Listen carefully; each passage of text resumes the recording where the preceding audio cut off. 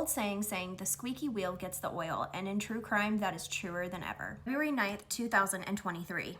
Crystal McQuarrie was found unalived in her home. She wasn't feeling well that day, but phone calls just kept going unanswered, and it raised some suspicion within her family. Her husband, Tony, called the sheriff's office. He wanted to get a well check done. Being an employee of the sheriff's office himself, he did give them permission to go inside the house if they needed to check and see where she was. When they entered the house, they did find Crystal. Police quickly already made up their minds. Crystal did this to herself. They believed it was self-inflicted and it was done to the head. Tony was interviewed hours later, and they made it clear in this interview that it was a self-inflicted case. They didn't leave any guesses about what they believed. Less than an hour and 45 minutes later, they had already made up their minds and ruled it a self-inflicted. Her family believes there's something more. First, they couldn't locate the spent shell casing at the scene. Her husband found it a week after the incident. Case file misidentified the instrument's type in the whole thing. Emmy's report had misspelled names, different dates.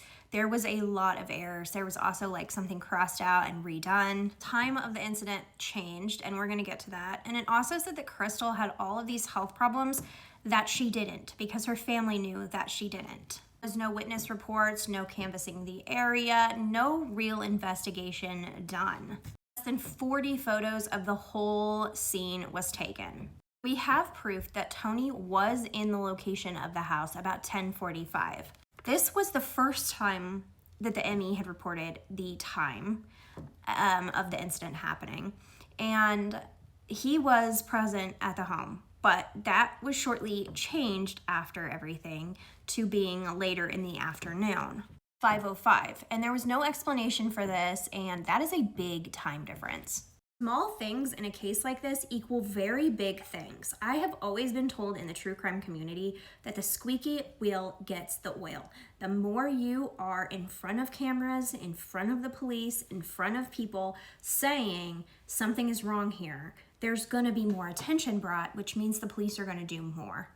And honestly, Crystal's family is one of the squeakiest I have seen, to be honest. Like, there's a whole website with resources and pictures, everything you could want. Also songs that were written about her. Like, they compiled everything they possibly could. Podcasts are on there. Videos from TikTok are on there. Everything is on there, and you can just go down the list. And you can definitely see something is wrong here. Here's the thing, when a police department or an investigation drops the ball, it makes everything look shady as hell. We've seen this before and we will see it again. I don't know why police do this, but when they have mistakes, it makes it seem so much worse. In this whole case, something is going on here. And obviously there is a connection between Tony and the sheriff's department. So what really happened to Crystal?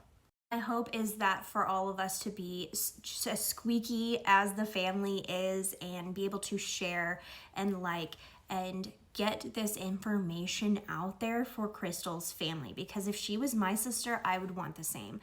So this is my call out to you guys to share her case. Share the website, share her case somewhere, get a video, share it, please. Let's be the squeaky wheel for Crystal.